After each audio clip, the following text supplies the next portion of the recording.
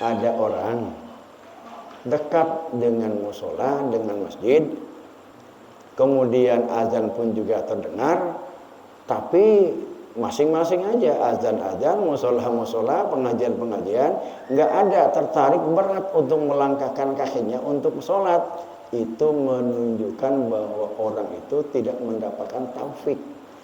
Ibadah-ibadah wajib yang dia lakukan itu tidak dipandang atau tidak dinilai sebagai perbuatan mendekatkan diri kepada Allah.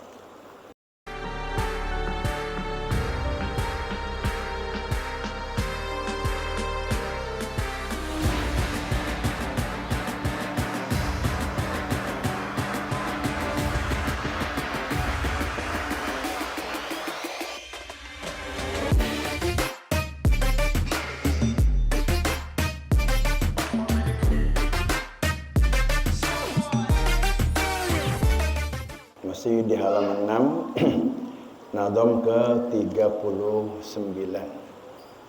Wahtamma bil fardil ladzi la yuqrabu min dil ata'i bimisli dzalika akmala ma zala abadun bin nawafil yaqrubu hatta akuna lahu rajula wasam'a minhu summa aynan basira ay misla dzalika fil matalibi harwala.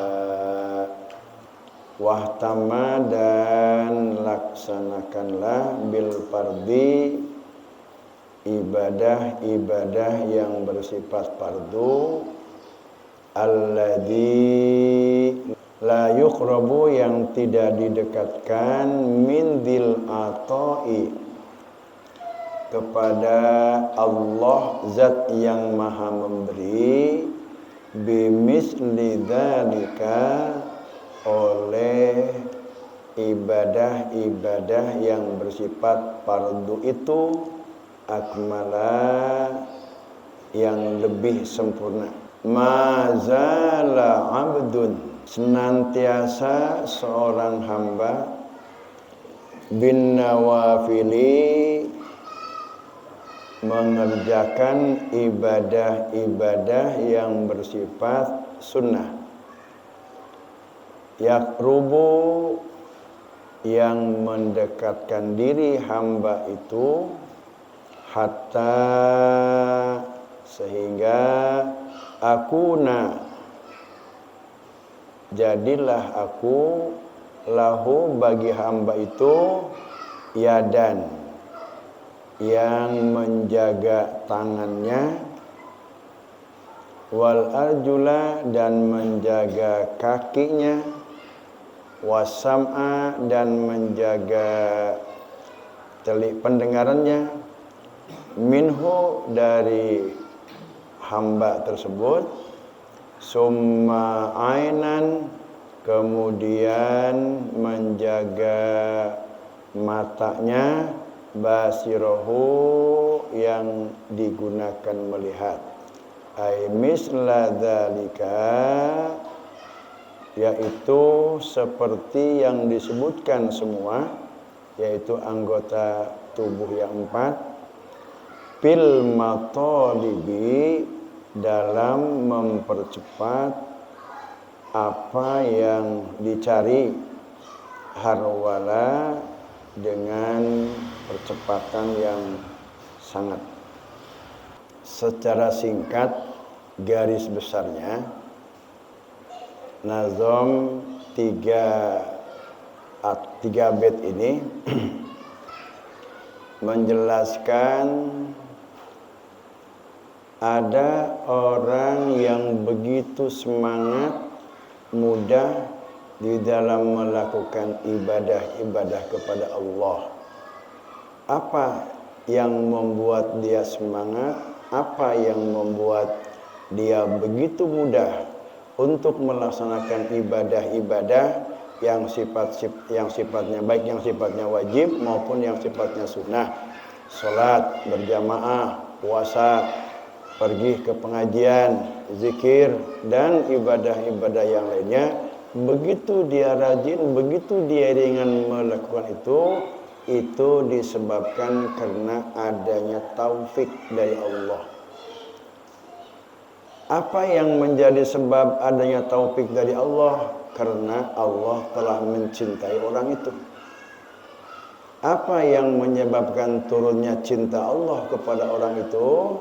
Di antaranya ada 6. 1. Dawamut taubah, mengekali taubat. Yang kedua, al-ihsan, senantiasa berbuat baik. Yang ketiga, at-toharatu, dawam wudu, mengekali wudu. Yang keempat, al-adlu, bersikap adil. Yang kelima, thalabu ilmi syar'i, memperdalam atau mempelajari ilmu syariat. Dan yang keenam, mahabbatu man ahabballaha, mencintai orang-orang yang cinta kepada Allah. 6 hal itulah diantaranya yang bisa mendatangkan mahabbah Allah kepada dirinya.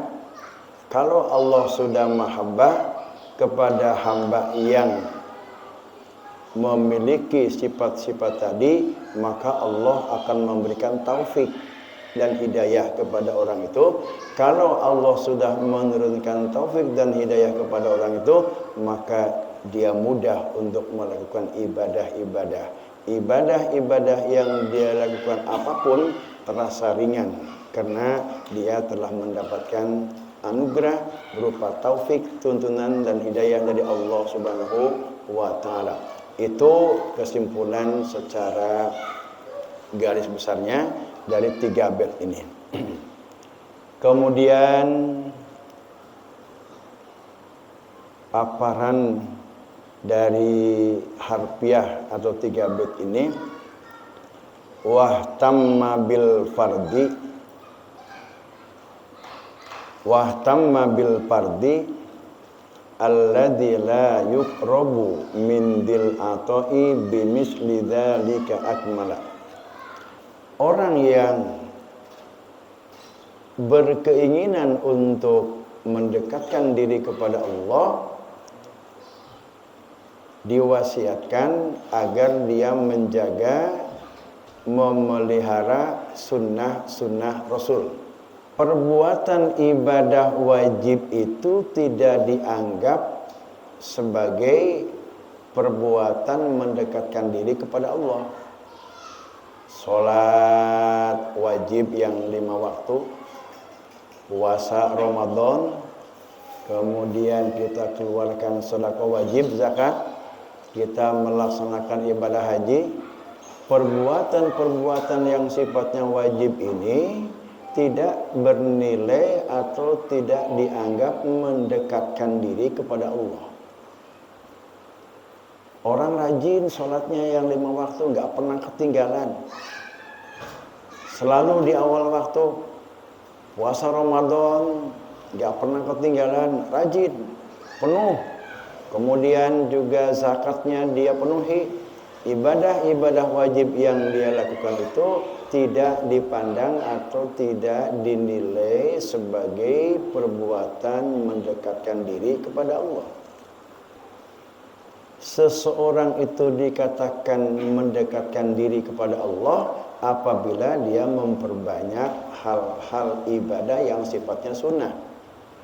Jadi perbuatan ibadah yang sifatnya sunnah atau ketaatan-ketaatan yang sifatnya sunnah itu dinilai sebagai perbuatan untuk mendekatkan diri kepada Allah.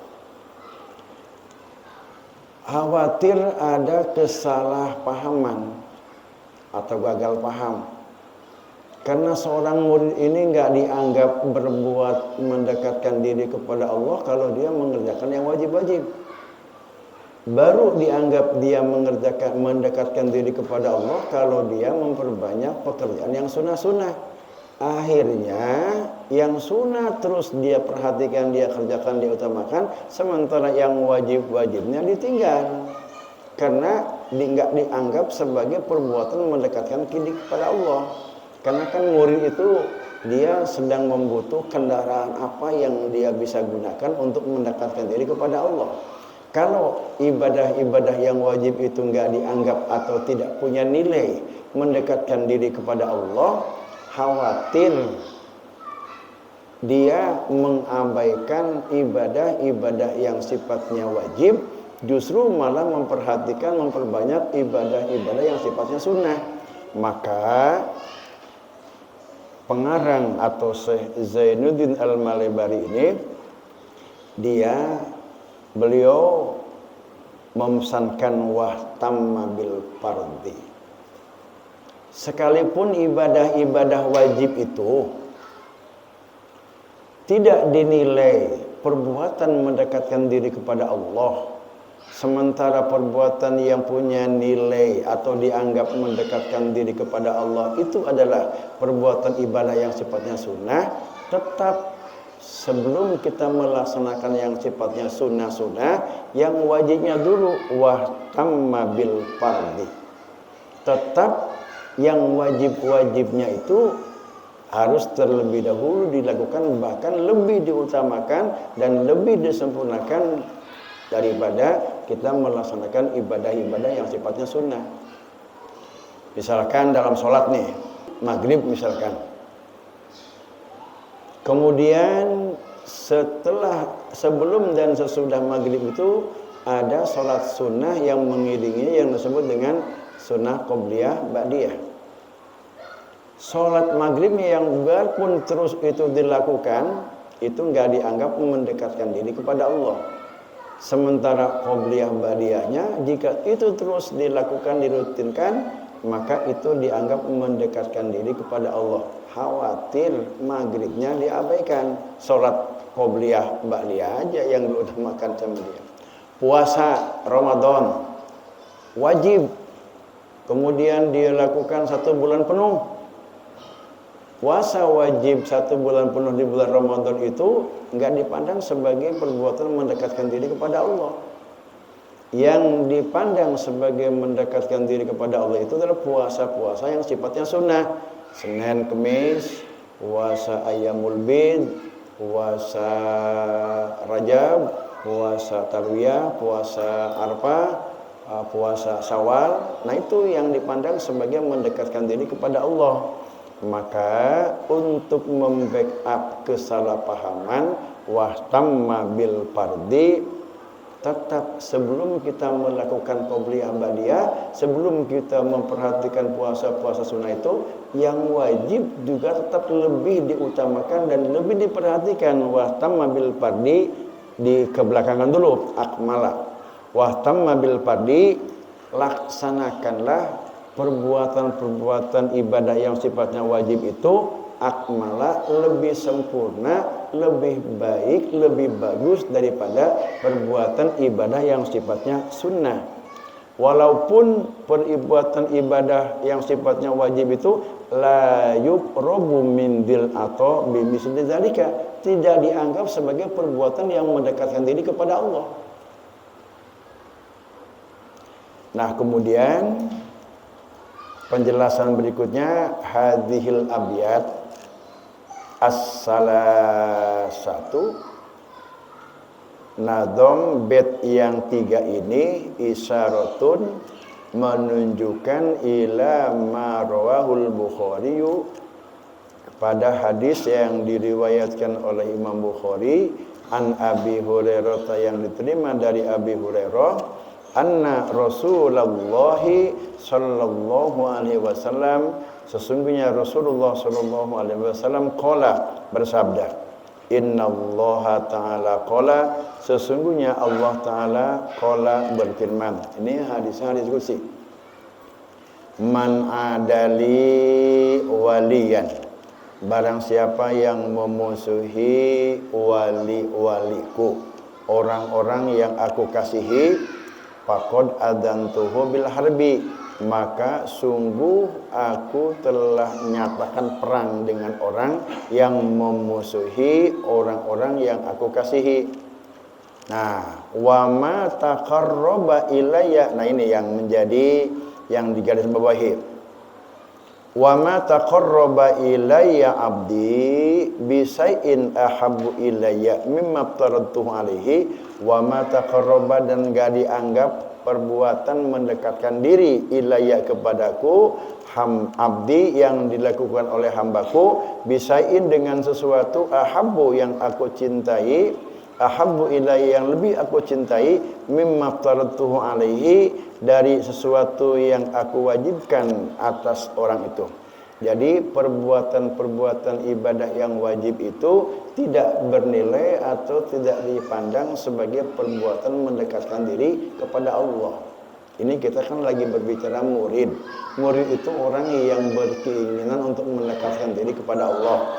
Dengan apa kita bisa mendekatkan diri kepada Allah?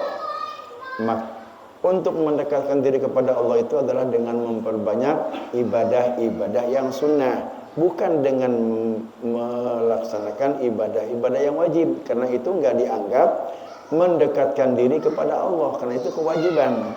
Sehingga berdasarkan hadis qudsi yang diriwayatkan oleh Imam Bukhari yang diterima dari Abi Hurairah ini, bahwa wa ma taqarraba ilayya abdi bisai'in ahabbu ilayya mimma aftarabtuhu alaihi. Itu yang menyatakan bahwa ibadah-ibadah wajib itu tidak dianggap mendekatkan diri kepada Allah Subhanahu wa taala. Terusannya, wala yazadu abdi yataqarrabu ilayya bin nawafili, hambaku senantiasa yataqarrabu mendekatkan diri kepadaku bin nawafili dengan ibadah-ibadah yang sifatnya sunnah. Min sholatin, dari sholat. Sholat yang sifatnya sunnah itu qobliyah, ba'diyah, sholat awabin, sholat tahajud, sholat isyraq, sholat duha, sholat witir, kemudian sholat apa lagi? Pokoknya sholat yang sifatnya sunnah. Kemudian puasa yang sifatnya sunnah. Puasa Senin, Kamis, puasa Ayyamul Bid, tanggal 13, 14, 15. Kemudian puasa Syawal, puasa Rajab, puasa Arfah, puasa Tarwiyah, puasa Daud. Satu hari puasa, satu hari buka. Itu perbuatan-perbuatan mendekatkan diri kepada Allah. Dasarnya tadi wala yazal abdi yataqarrabu ilayya bin nawafili. Nah, kalau hambaku itu sudah memperbanyak ibadah-ibadah yang sifatnya sunnah, namun sebelumnya melaksanakan menunaikan ibadah-ibadah yang sifatnya wajib, jadi yang wajib ditunaikan, kemudian yang sunnah pun juga ditunaikan, hatta uhibbahu, sehingga aku mencintai orang itu. Fa idza ahbabtuhu, maka apabila ahbabtuhu, aku mencintai orang itu, kuntu sam'ahu. Nah, ini kuntu sam'ahu itu artinya ay kuntu hafidhan sam'ahu. Aku hafidhan sam'ahu, akan menjaga telinga orang itu yang dia gunakan, alladzi yasma'u bihi, yang dia gunakan mendengar. Wa basaruhu ay hafidhun basaruhu alladzi yabsuru bihi, aku akan senantiasa menjaga telinga orang itu, mata orang itu, alladzi yabsuru bihi, yang dia gunakan melihat. Wa yadahu, dan aku akan menjaga tangan orang itu, allati yabtisu biha, yang dia gunakan untuk mengambil sesuatu. Wa rijlahu, dan aku yang menjaga kaki orang itu, allati yamsi biha yang ia gunakan untuk berjalan. Wa in sa'alani, seandainya hamba itu minta apa saja kepadaku, la u'tiyannahu, pasti aku akan memberinya. Wa in ista'adzabi, dan apabila dia minta perlindungan kepadaku, la u'idzannahu, pasti akan aku lindungi dia.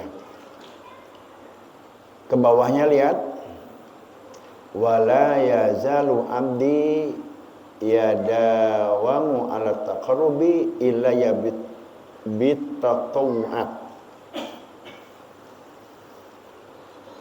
Dianggap mendekatkan diri kepadaku apabila hambaku ini mengerjakan ibadah-ibadah atau ketaatan-ketaatan yang sifatnya tatawu'at, yang sifatnya sunnah. Min solatin, sunnah, solat apa sunnah solat yang sifatnya sunnah, wa sodakotin, dan sodako yang sifatnya sunnah. Ada sodako yang sifatnya wajib, yaitu adalah zakat. Sodako yang sifatnya sunnah selain zakat. Nah, saya tunda selang dulu berbicara soal sedekah sunnah. Imam Jalaluddin As-Suyuti membagi bahwa sedekah sunnah itu ada 5 macam dalam kitab Bughyatul Mustarsyidin. Dalam kitab Bughyatul Mustarsyidin, Imam Jalaluddin As-Suyuti menjelaskan, ini Imam Jalaluddin As-Suyuti seorang pakar hadis, ahli hadis dia. Kemudian dari hadis-hadis yang dia temui itu, dia membuat sebuah kesimpulan bahwa pahala sedekah sunnah itu ada 5 tingkatan. Anna sawabas sedekati khamsatu anwa'in. Pahala sedekah sunnah itu khamsatu anwa'in, ada 5 tingkatan.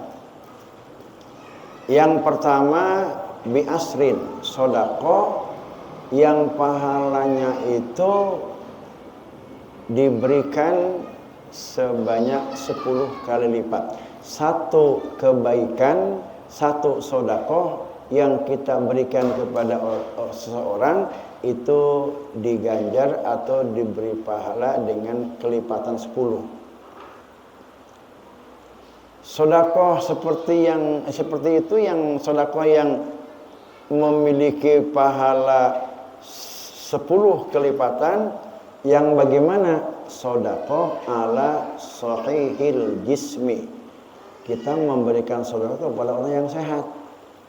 Misalkan di pasar, jelema genjreng belahal awak nama keker, sehat, badannya sehat, keker. Kalau dia bekerja sesungguhnya sangat bisa.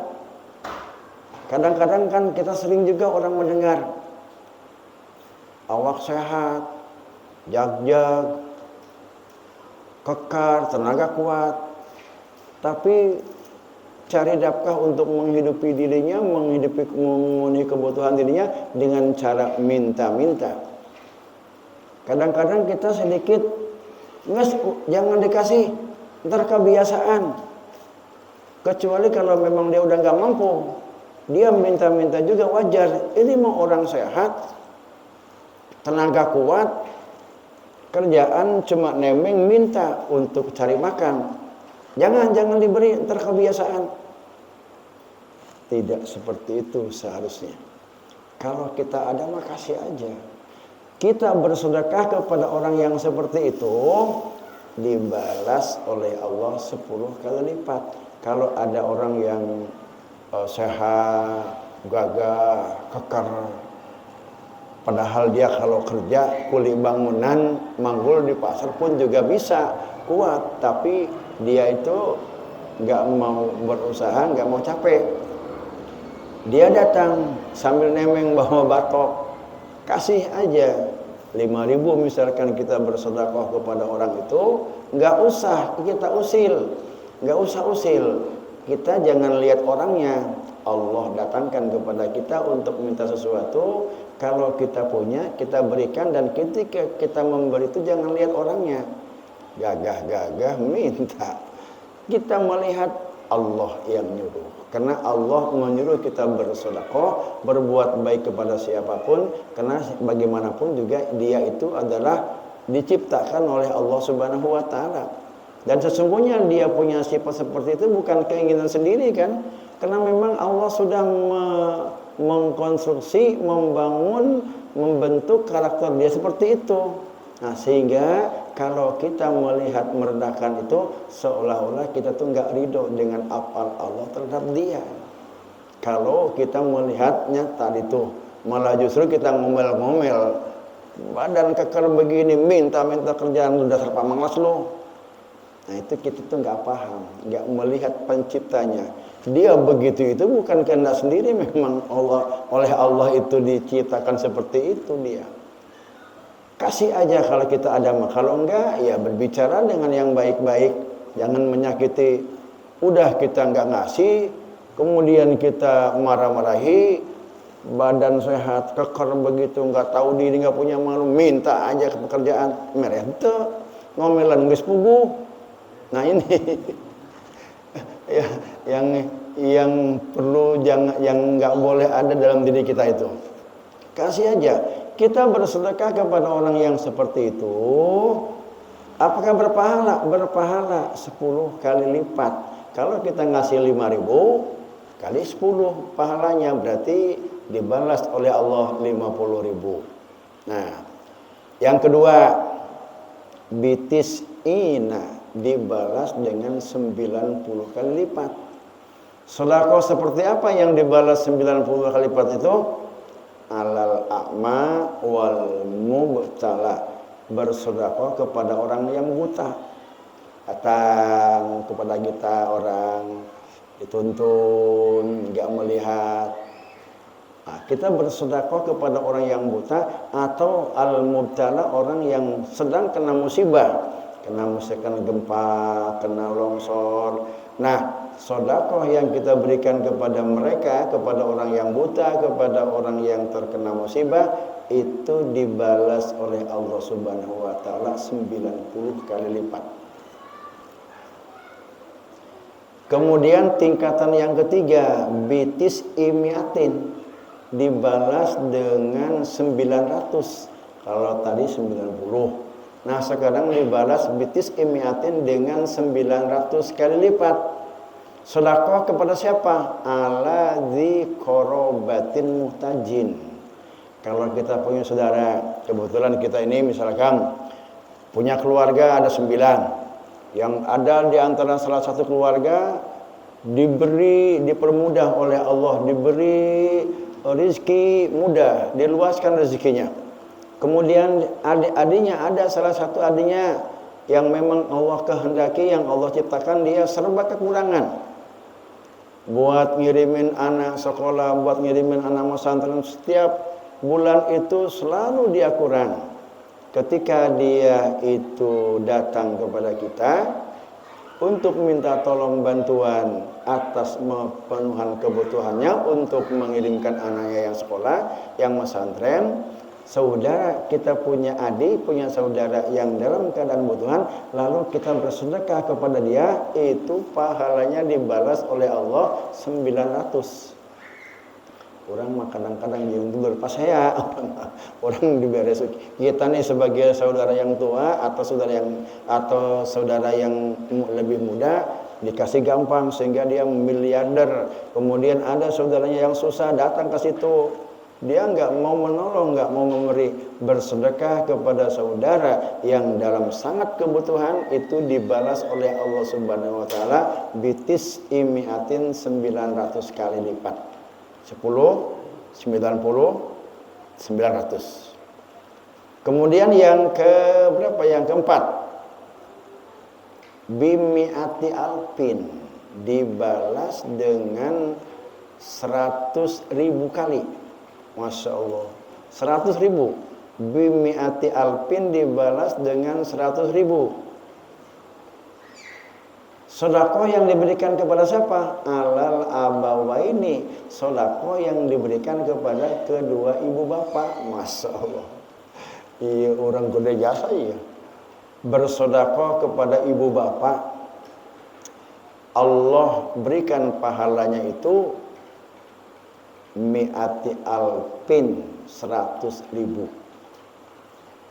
Yang kelima, bitis mi'ati alpin, 900.000. Sedekah yang diberikan kepada ala alimin fakihin, kakiai, yang diberikan kepada ulama, ulamanya yang mengamalkan ilmunya. Bukan ulama yang banyak ilmunya tapi tidak mengamalkan ilmunya, ulama yang dia banyak ilmunya juga dia mengamalkan ilmu yang dia miliki. Itu 5 macam atau 5 tingkatan pahala sedekah. Hasil kesimpulan dari penelitian Syekh Jalaluddin As-Suyuti, beliau adalah pakar atau ahli hadis. Ini ada dalam kitab Bugiyatul Mustarsyidin. Jadi 5 tingkatan sedekah. Alhamdulillah ya, kalau kita ngaji, insya Allah kita akan termotivasi memberikan sedekah kepada orang tua, walaupun dia mampu. Kita bersedekah kepada orang tua, memberikan cuma-cuma dan tidak ingin dibalas, kita memberikan aja. Maka sedekah yang kita berikan kepada kedua orang tua itu akan dibalas oleh Allah bimi'ati alfin, dengan 100.000. Kalau kita bersedekah kepada ulama yang dia mengamalkan ilmunya, al-muhtadun, dibalas oleh Allah dengan 900.000. Nah, kalau kita bersedekah kepada saudara-saudara kita yang lagi dalam keadaan membutuhkan, maka akan dibalas oleh Allah Subhanahu wa taala bitis imiatin, 900 lipat. Kemudian kita bersedekah kepada orang yang tidak melihat, bersedekah kepada orang yang terkena musibah, bitis ina, dibalas dengan 90 kali lipat. Dan yang terakhir, kita bersedekah kepada orang yang sehat jasmani, badannya pun juga tidak cacat, tidak kurang suatu apapun. Bahasa Sundanya majag-jag warikas. Nah, kita bersedekah kepada orang yang seperti itu, bi asrin, Allah balas dengan 10 kali lipat. Nah, ibadah-ibadah yang sifatnya itu sunnah, sholat, sedekah sunnah, haji sunnah. Bagaimana haji sunnah? Haji yang udah berkali-kali. Kan haji itu hukumnya wajib cuma seumur hidup sekali. Orang yang sudah pergi haji, kemudian dia pergi haji lagi, untuk haji yang keduanya sunnah bagi dia. Umroh juga demikian, wa atimul hajja wal umrata lillah. Orang yang pergi umroh sunnah hukumnya. Kemudian apalagi wa islahi bainan nas. Wa islahi bainan nas, mendamaikan dua orang yang sedang bertengkar. Wa jabri khatir lahum, menangkal sesuatu yang membahayakan kepada orang lain. Wa i'anati muslimin, menolong orang-orang muslim. Itu akan mengundang cinta Allah kepada kita. Itu semua akan mengundang cinta Allah kepada kita sebagai modal dasar untuk memikat atau mendatangkan cinta Allah kepada kita. Kalau Allah sudah mencintai kita, senang sama kita, maka Allah akan memberikan taufik kepada kita. Kalau Allah sudah menitipkan memberikan taufik kepada qalbu kita, maka kita akan mudah untuk melaksanakan ibadah-ibadah. Kaki, tangan kita itu enggak terbelenggu lagi, enggak terkunci lagi, enggak terikat lagi untuk melaksanakan ketaatan-ketaatan, untuk melaksanakan ibadah-ibadah, karena sudah ada taufik dari Allah. Sehingga dari rangkaian ini kan kita pahami, ada orang dekat dengan musola, dengan masjid, kemudian azan pun juga terdengar, tapi masing-masing aja, azan-azan, musola-musola, pengajian-pengajian, nggak ada tertarik berat untuk melangkahkan kakinya untuk sholat. Itu menunjukkan bahwa orang itu tidak mendapatkan taufik. Nggak ada taufik. Kenapa nggak dapat taufik? Karena nggak dapat cinta Allah. Kenapa nggak dapat cinta Allah? Karena dia nggak punya modal tadi. Untuk bisa menggapai cinta Allah tadi ada 6 diantaranya apa? Dawamut taubati. Dawamut taubati. Lanjutan tadi dari hadis qudsi tadi, kalau Allah sudah mencintai kepada seseorang, maka kuntu sam'ahu alladhi yusmi'u biha. Maksudnya kuntu sam'ahu alladhi yusmiha, tafsiran kaul mu'tamad. Kaul mu'tamad itu adalah kaul pendapat yang bisa dijadikan sebagai sandaran.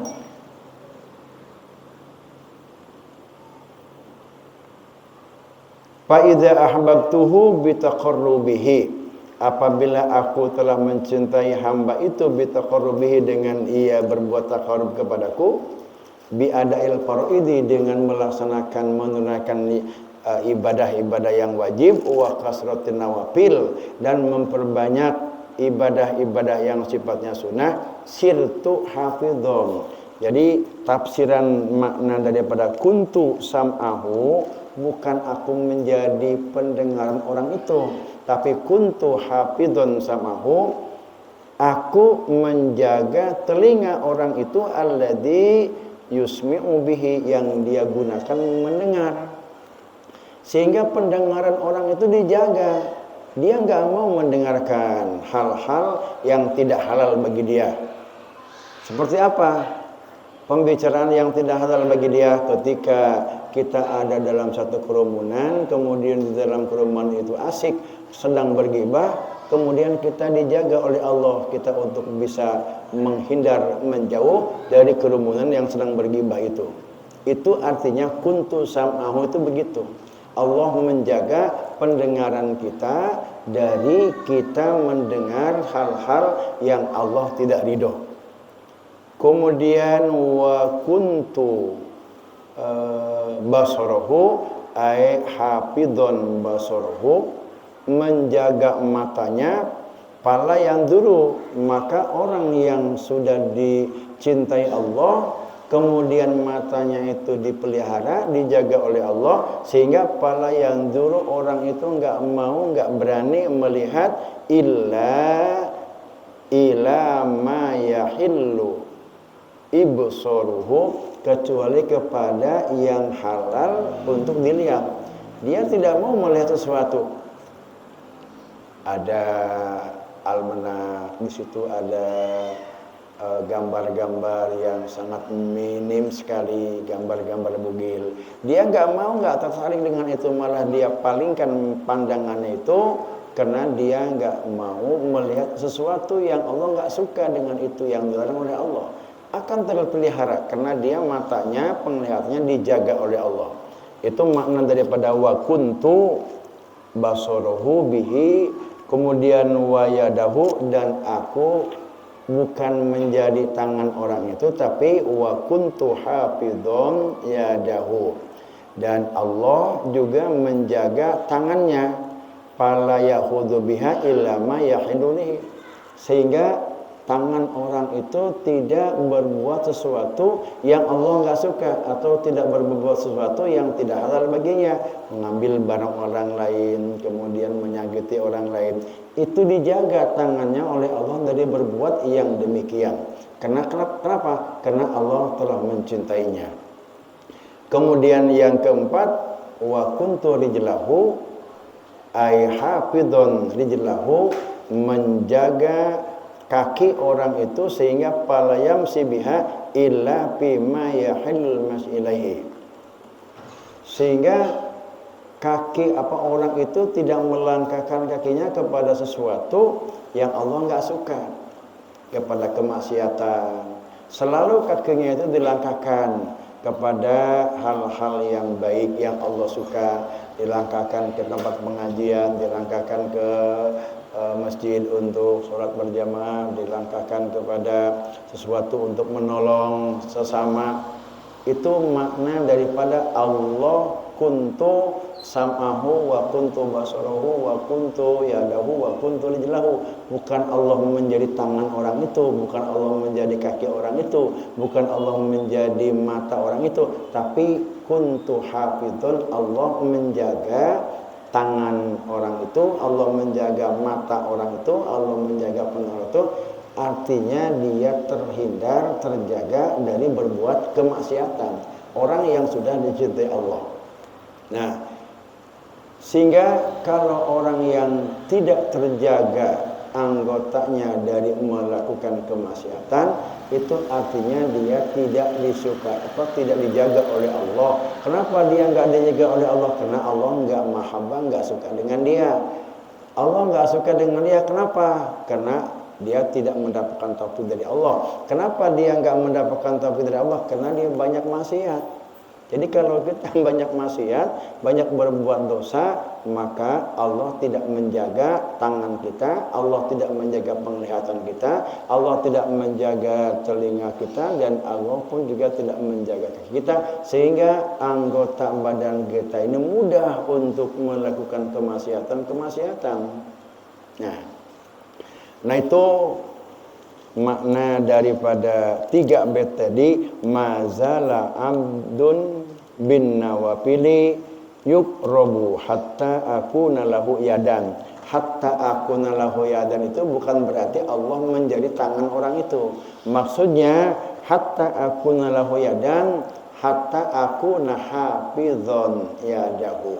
Allah menjaga tangan itu, tangan orang itu. Wal arjula ay hafidun rijlahu, Allah menjaga kaki orang itu. Wasam'a minhu ay hafidun, Allah menjaga telinganya yang ia gunakan mendengar. Summa ainahu, juga Allah menjaga matanya, alladzi yubsiru biha, yang dia gunakan melihat.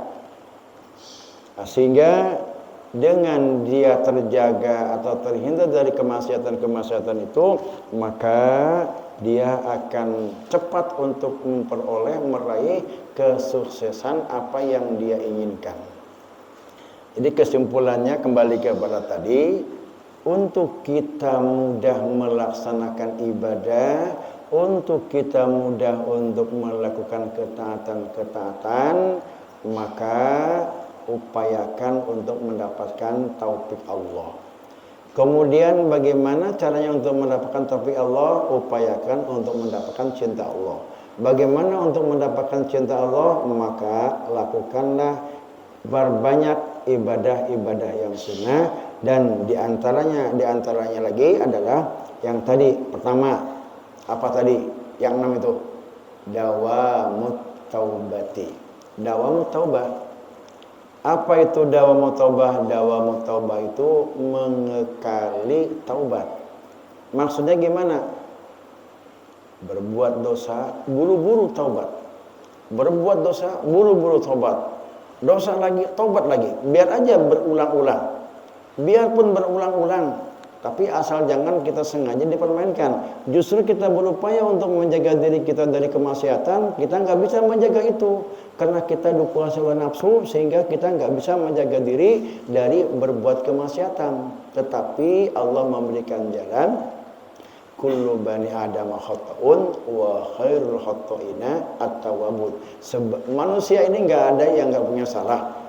Semua pernah bersalah. Dan sebaik-baik orang yang bersalah atau yang berdosa itu at-tawwabun, orang yang langsung bertobat. Sehingga dawamut taubati, mengekali taubat ini, itu adalah satu modal untuk memancing, untuk mendatangkan cinta Allah kepada kita.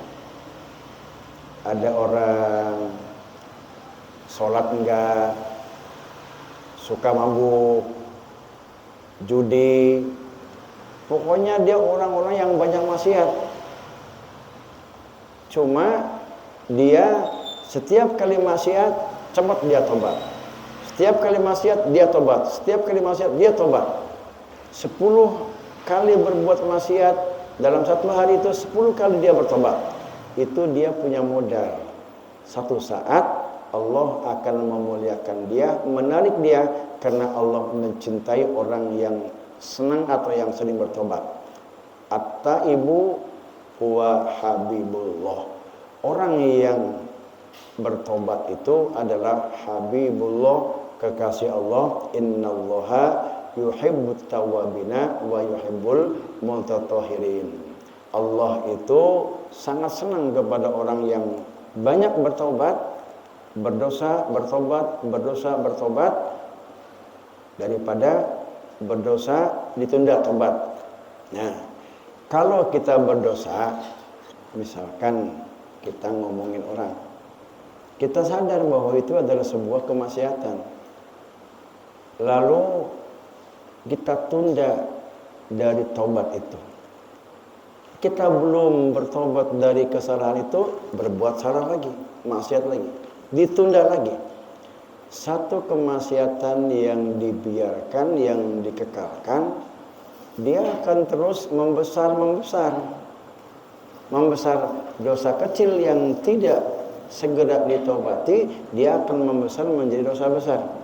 Nah, kalau kita berbuat dosa kemudian tidak ditobati segera, maka itulah akan mengundang kemurkaan Allah.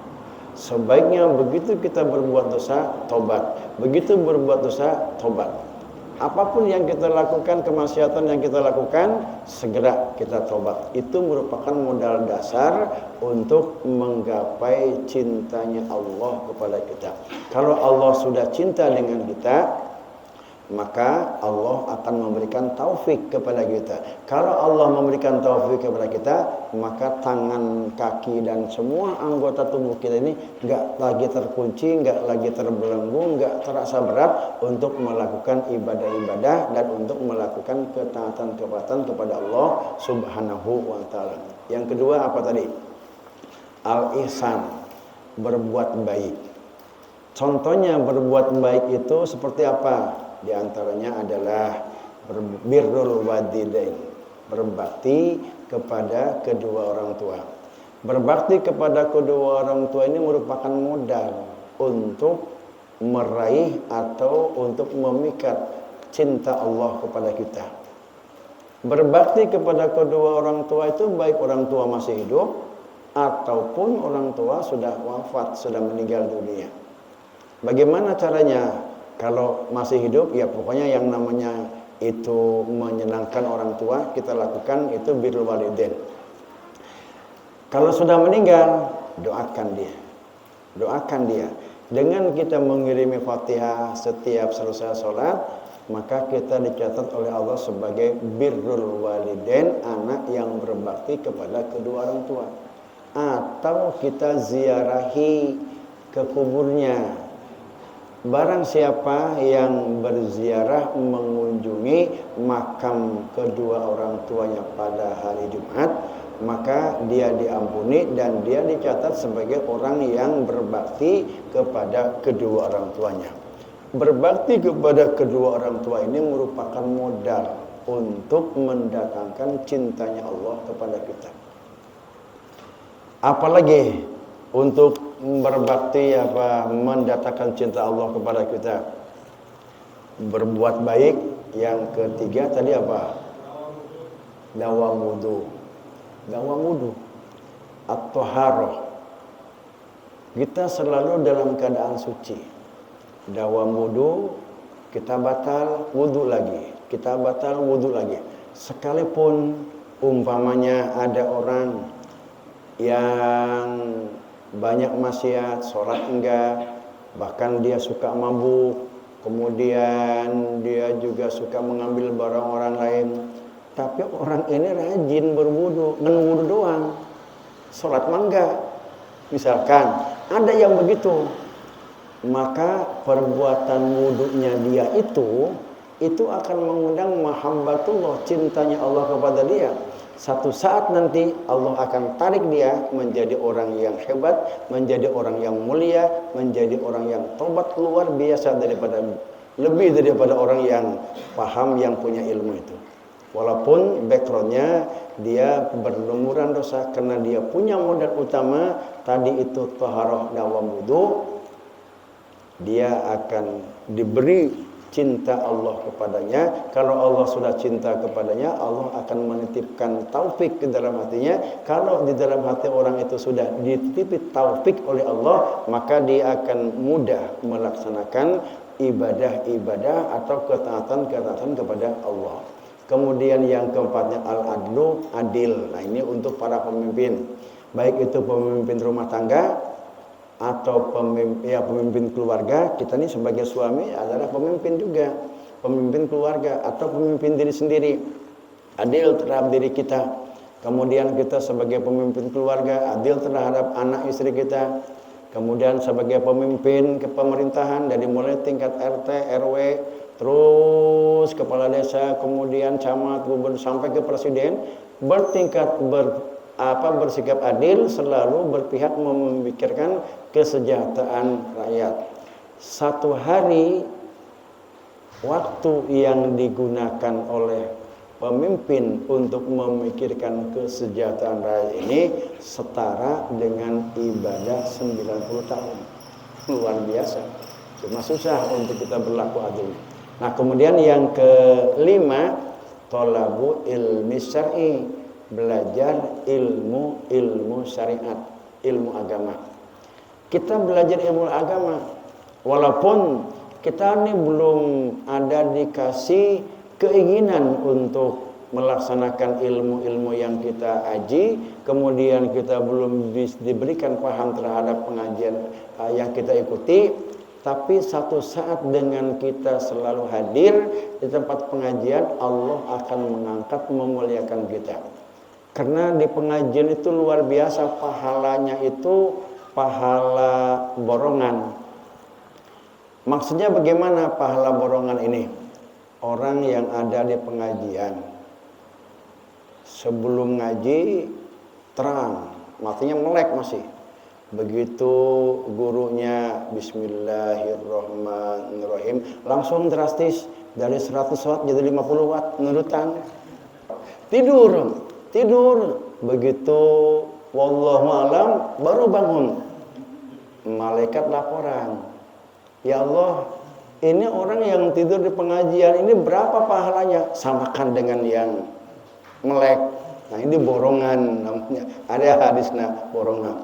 Seperti jeruk busuk atau kurang bagus, ayat di keranjang yang bagus. Nah, jeruk busuk itu harganya yang jeruk bagus ikut jeruk busuk atau jeruk busuk ikut bagus? Jeruk busuk ikut bagus. Nah, ini pahala dalam pengajian juga. Orang yang tidur di pengajian itu ikut dengan yang melek. Orang yang gak paham di pengajian ikut kepada orang yang paham. Maka pengajian itu luar biasa, istimewa, beda dari yang lain. Nah, thalab ilmi syar'i, walaupun orang itu ngaji kemana aja datang, tapi dia belum diberi keinginan untuk mengamalkan ilmu yang dia dapat dari pengajian itu, tapi satu saat orang ini akan dimuliakan oleh Allah Subhanahu wa taala karena Allah suka, cinta dengan dia sering ke tempat pengajian, sehingga dia menjadi mulia dan menjadi berbalik gratis. Mungkin 100% dia menghadap kepada Allah Subhanahu wa taala. Yang terakhir yang bisa mendatangkan mahabbah Allah kepada kita adalah mahabbatu man ahabballaha. Kita cinta, suka, senang dengan orang yang mencintai Allah. Para ulama-ulama ahli Allah, kita senang dengan dia. Senangnya kita dengan dia itu sebagai modal dasar untuk mendatangkan cinta Allah kepada kita. Sekalipun kita nggak punya wirid, sekalipun kita banyak maksiat, jarang ibadah, tapi kita itu ada satu kelebihan dalam diri kita, senang kepada orang yang ahli ibadah, senang kepada orang-orang yang soleh. Nah, barokah dari kita senang dengan orang-orang yang soleh itu, Allah akan menurunkan mahabbahnya kepada kita. Kalau Allah sudah menurunkan mahabbahnya kepada kita, Allah akan menitipkan taufik ke dalam kalbu kita. Kalau Allah sudah menitipkan taufik ke dalam kalbu kita, maka kita akan dimudahkan untuk melakukan ibadah-ibadah dan untuk melakukan ketaatan-ketaatan. Jadi kesimpulannya, perbanyaklah amalan-amalan yang sunnah, terutama yang 6 tadi, itu sebagai modal dasar untuk mengundang mahabbatullah kepada kita. Kalau Allah sudah senang, sudah mencintai kepada kita, maka Allah akan menurunkan taufik kepada kita. Kalau Allah sudah menurunkan taufik kepada kita, maka buahnya adalah kita dimudahkan menjadi ahli ibadah. Kita begitu ringan untuk melakukan ibadah apapun. Ringan atau berat, kita tidak mengeluh. Puasa dan lainnya kita lakukan dengan begitu senang, dengan begitu semangat, dengan begitu gembira, karena kita sudah dituntun oleh Allah dengan taufiknya. Nah, orang yang dia beribadah, punya keyakinan seperti itu, maka dia tidak merasa memiliki ibadah yang dia lakukan, karena dia meyakini bahwa ibadah yang dia lakukan itu adalah bukan dia yang melakukan, tapi dimampukan oleh Allah dengan dukungan taufik dan hidayah dari Allah Subhanahu wa taala. Nah, itulah kandungan dari 3 bait ini. Maka kita harus memperbanyak ibadah-ibadah yang sunnah. Bukan berarti kita juga mengabaikan ibadah-ibadah yang wajib. Sebelum kita melaksanakan ibadah-ibadah yang sunnah, yang wajibnya dulu kita sempurnakan, bahkan lebih diutamakan daripada kita melaksanakan ibadah-ibadah yang sunnah, baru kita perbanyak yang sunnah. Ya. Itu kesimpulan dari 3 nazm tadi. Wa minha at-tawakkul wallahu alam bissawab.